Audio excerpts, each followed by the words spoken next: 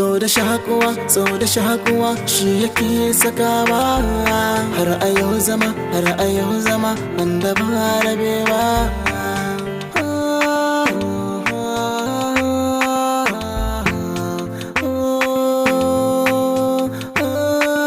Na san da shakuwa da rabuwa a soyayya, na san da damuwa da cutuwa a soyayya, sannan da rayuwa da mutuwa a soyayya.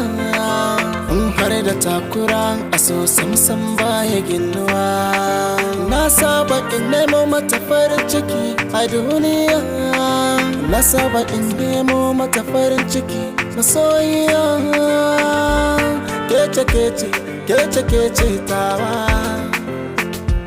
kece walla ba mu rabiya.